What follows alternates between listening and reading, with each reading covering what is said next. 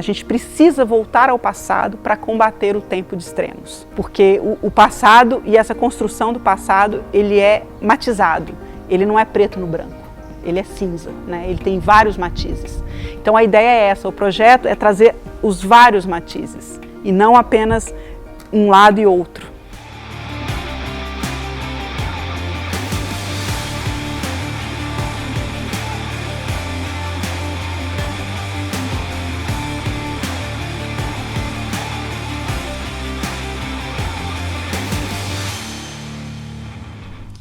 Primeiro é compreender que as tecnologias digitais elas não são neutras.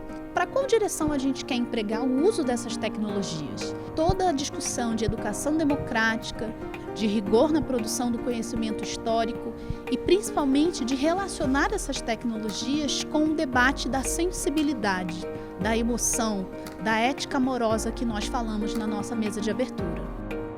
Eu gosto muito desse diálogo do chão da sala de aula com a universidade, com a academia. Às vezes foi muito criada nessa ideia de que uma coisa está muito separada da outra e ver as duas coisas se juntando e como deve ser, né? A gente precisa da teoria, mas a prática também precisa interferir na teoria e nas demandas, porque a escola traz demandas para a universidade. Esse é o meu trabalho, falar com outros professores, levar para a sala de aula uma educação antirracista, mas também mostrar para outros professores que é possível, mais do que possível, é urgente, é necessária. Então é muito bom estar aqui, dialogar com pessoas que estão aqui pensando o futuro, né, do ensino de história e mostrar um pouco do que eu estou fazendo utilizando essas teorias, essas ideias que eu consumi dessa universidade.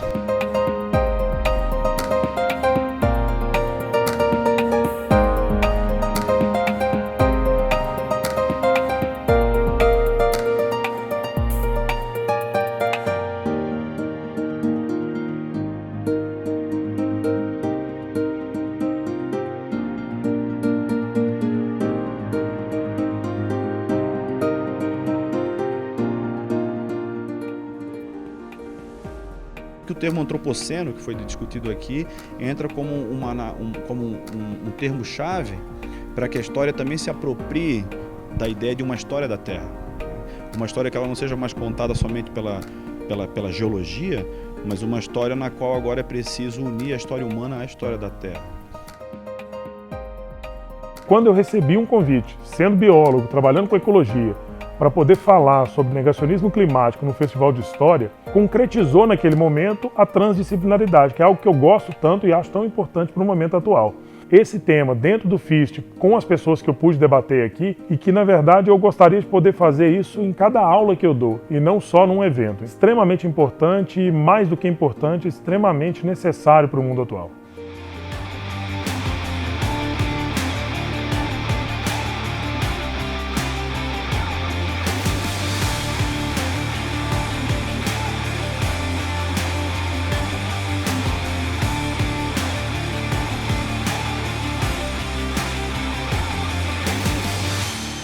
A história da África no Brasil, assim como foi ignorada durante grande parte do século XX, acho que por questões ideológicas, para afirmar uma diferença e se afastar dessa matriz cultural que veio com os escravizados por 350 anos, é importante a gente ensinar a história da África independentemente do capítulo da escravidão, a história do continente inteiro em todos os momentos, para despertar orgulho e autoestima da população afrodescendente, da população negra, que é vista preconceituosamente como portadora de culturas inferiores, e quando a gente conhece o continente, a história do continente, a gente percebe que de inferiores não tem nada.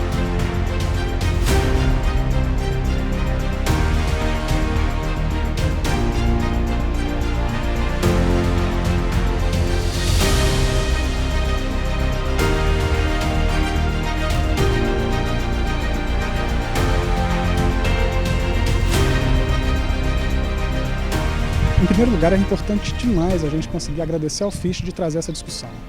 Muito do que a gente espera é que quanto mais informação a universidade consiga trazer para poder entender como esse desenvolvimento está acontecendo, a gente está construindo o presente, para tentar entender formas melhores de conseguir avançar para um futuro integrando todo o desenvolvimento econômico que se espera da região, mas também com a relação cultural e das pessoas do território. Estar aqui falando por essas comunidades é extremamente importante para que, além de eu obter conhecimento científico com pesquisas que a UFVJM trouxe, também expor o lado do povo, o que o povo está achando, o que o povo quer e como seja essa exploração. Então a era de extremos se traduz um pouco nisso, né? Embora a gente tenha uma agenda global colocada da mudança climática, da transição energética, que são pautas relevantes para a humanidade, a gente não pode avançar nessa pauta com uma contradição fundamental, que é de não ouvir esses povos, essas comunidades, esses territórios que estão sendo exterminados para garantir a exploração do lítio, né?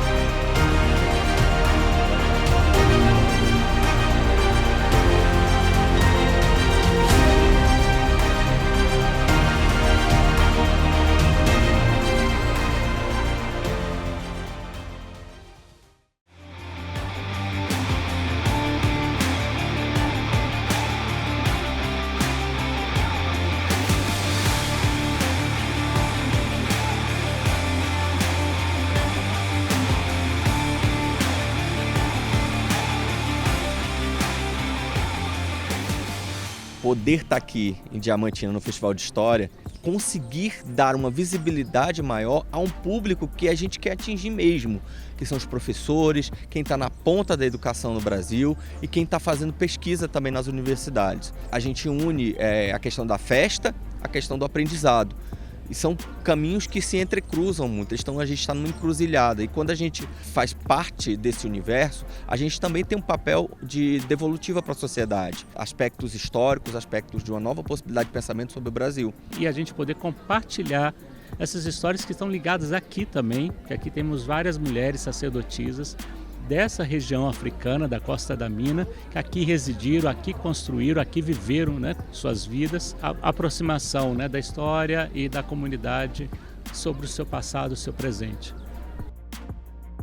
Esse diálogo com a Escola de Samba Viradouro teve um papel muito importante em tudo isso, mas vir a Diamantina para mim tem um sentido de reparação histórica e poder levar esse conhecimento que está sendo produzido nas universidades para as escolas, por exemplo, para as lideranças comunitárias, para as Irmandades do Rosário, que estão ativas ainda em Minas Gerais. Isso é muito importante para nós historiadores, né? Fazer esse trabalho, chegar a essas comunidades, né? Ultrapassar esses muros da universidade.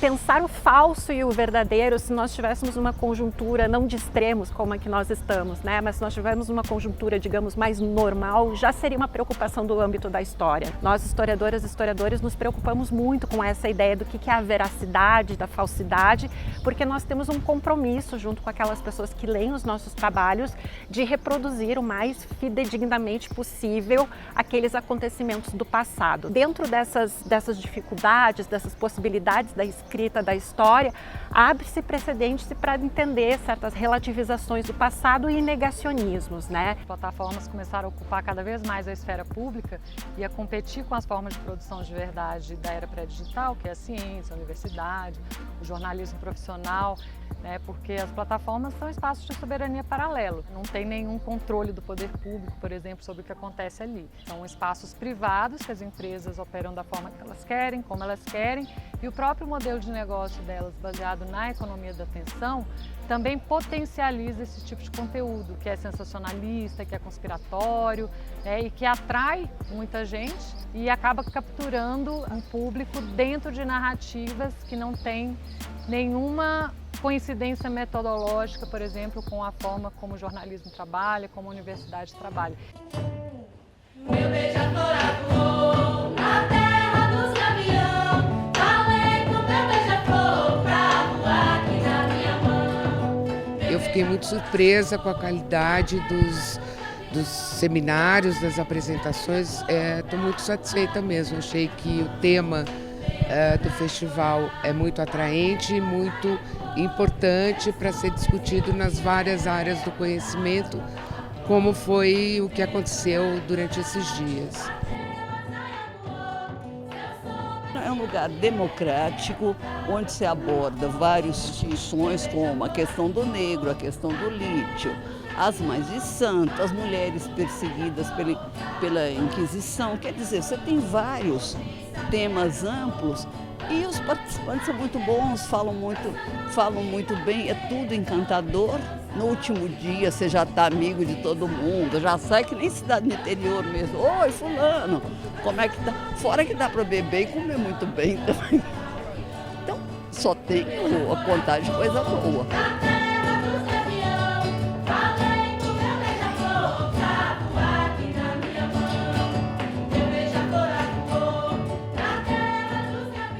Já existia a Flip de Paraty, a gente pensou, por que não um festival voltado para a literatura histórica, uma vez que Diamantina é o próprio cenário disso. Hoje a gente pensa, inclusive, em evoluir para o romance histórico, aquele romance que tem rigor histórico na descrição, né? Márcio de Souza e vários outros que fizeram esse tipo de registro. O Fichte, não sei se é porque o tema da história às vezes é bem indigesto, né, na medida em que ele aponta as feridas, né, da sociedade e, portanto, das contradições, dos paradoxos do sistema. O fato é que a gente sempre dependeu muito de política pública para a realização do festival. Mas é sempre uma emoção, né, porque quando a gente vê uma mesa como as que a gente assistiu ontem, aquela do lítio, a mesa sobre negacionismo climático, a mesa dos voduns, né, quer dizer, essa possibilidade de estar transformando a história e colocando a história na ordem do dia de forma viva, latente, emocionante, isso vale por tudo, vale todas as dificuldades.